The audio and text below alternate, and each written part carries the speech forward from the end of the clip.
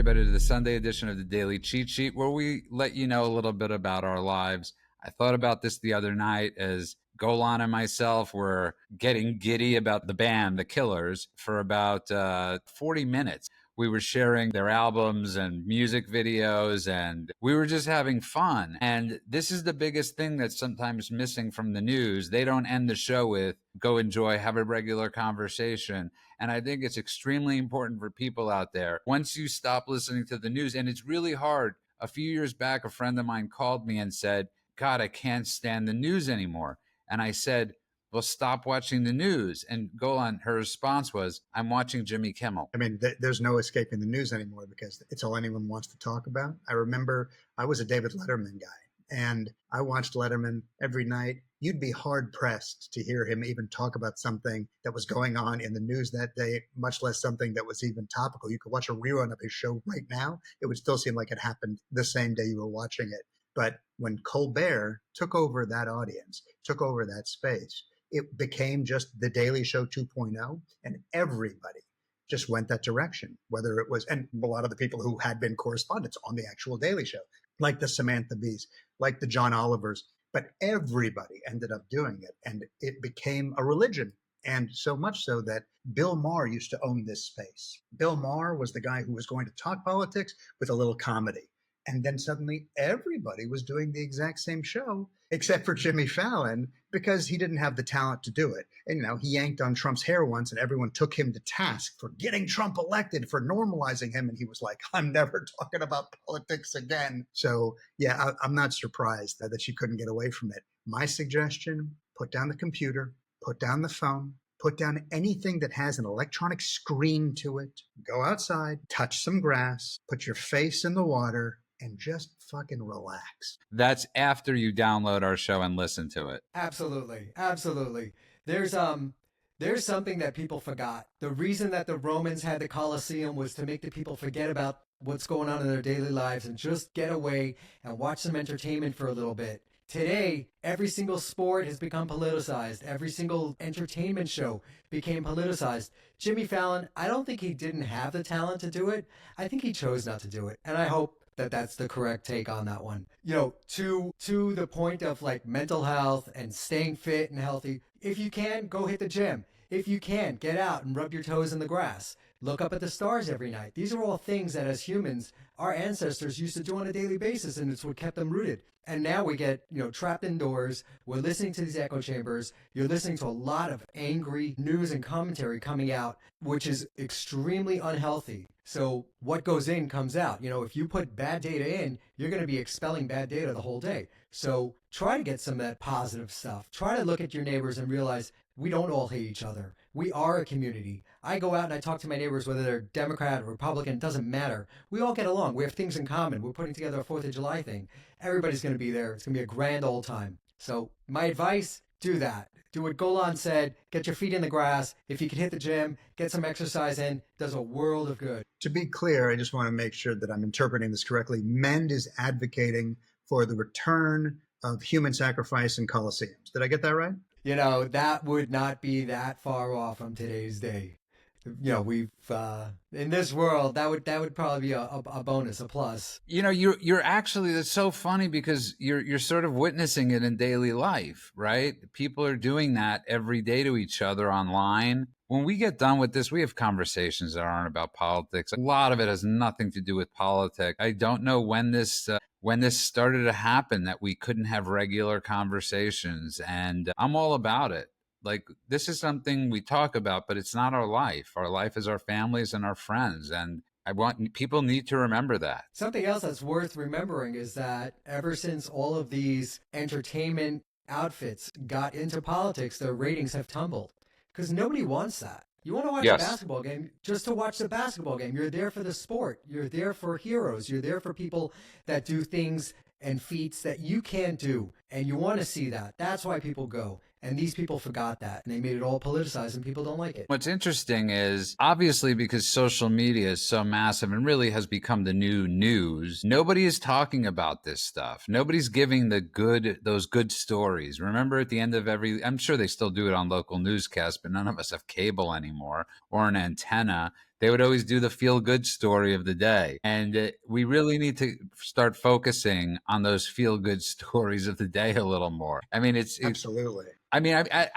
if you're 20, they'd probably have no idea what I'm talking about. But you guys were all old enough to remember, and I know they did this in New York. They would say at the end of the 10 o'clock news, "Do you know where do you know where your children are?" And I mean, that message just stuck with me for years. Imagine if you said that to parents in America today. It's 10 o'clock. Do you know where your children are? They'd have to like look on their iPhone tracker for their children. Yeah.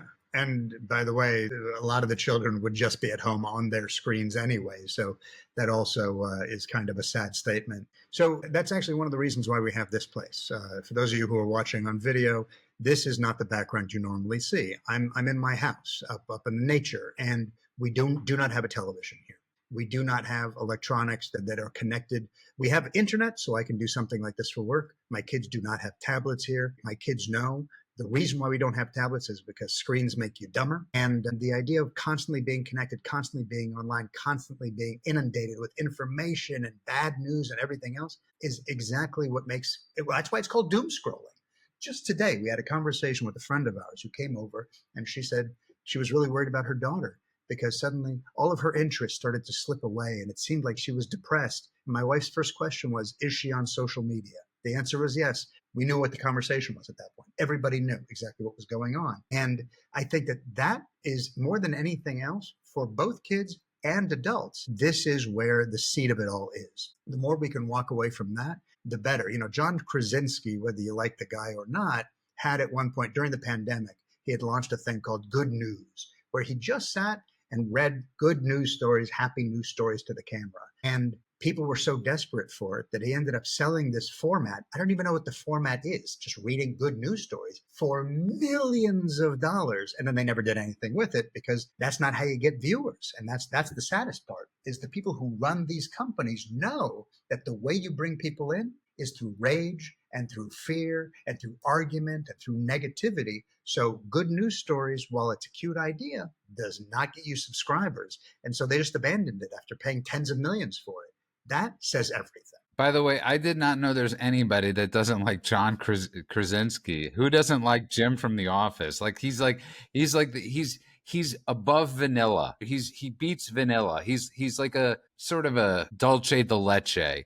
He's caramel. You know, he's got a little edge to him. What the pandemic has done is it conditioned people to stay indoors and stay away from people. And that was absolutely terrible for mental health. You have a generation of kids that had to grow up that way, and they don't know how to get themselves off it. We severely limit that stuff. We take our kids, we get outdoors Saturdays, and we used to do this when we were in Canada. We would spend the entire day outdoors. When they were little, we'd pack up that little trailer on the back of the bicycle, fill it with food, diapers, and the dog, and everything, and toys, and we would just go. And we'd leave at like 8 a.m. and we'd get home at like 9 p.m. and the kids were exhausted, and it was the best, most fulfilling, most rewarding day ever. So I encourage people to get out. And you could be online and arguing with people. Get out and meet them. You'll see that it's that this barrier, this online thing makes everything so much more toxic, and you don't actually remember that these are human beings. They have feelings. They're normal. They could be normal. They could be not normal. But that interaction, the human interaction, is what we're built for. That's what we're made for. And you need to get out and do that. So get out, smell the grass. I'm going to throw one more thing in that I think has been unbelievably helpful for my family and for me personally. It's so easy to do everything via screen now that people even read their books via screen, whether it's like the Kindle concept or on their iPad or something like that. Oh, it's less heavy to carry if I want to have multiple books, etc. The idea of having a physical book in your hand actually has made such a difference for us. My daughter just turned 9 years old. We are every night reading the Harry Potter series from beginning to end, and we are bonding over it. And those pages that flip, each time she has to wait just that millisecond for me to flip the page, increases the tension, connects us together. And for me, because I have the space, not everybody does, but if you can find a way to do this in parks as well, I got myself a hammock and I got myself a series of books. I'm a movie guy. My books are almost always about the history of movies. It's just kind of what I read.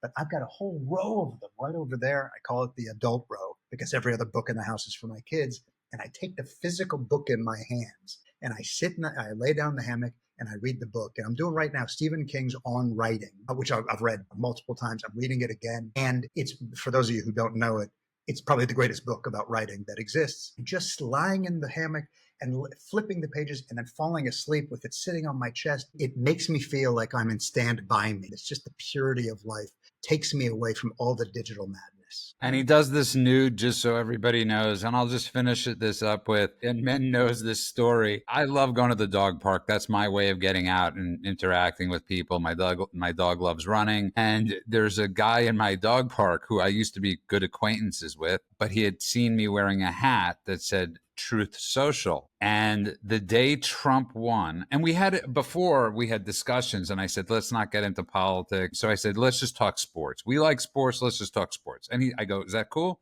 He goes, cool. Saw me wearing the Truth Social hat. Trump wins. He lashes out at me at the dog park, and he won't come into the dog park if I'm in there. The funny thing is his apartment is above the dog park, and his dog is very prone when the ball squeaks to going crazy. Mend hears me in the daytime, because I know he works from home a lot, throwing the ball and it squeaks and you hear the dog just barking. And I'm like, there you go. This is on you, my friend. So I go to the dog park specifically at a certain time, talk to people, but it brings me joy knowing he is not getting any peace and serenity in his apartment because of my squeaky ball. So there you have it. Judah's release is antagonizing people. Yeah. Judah's passive-aggressive revenge.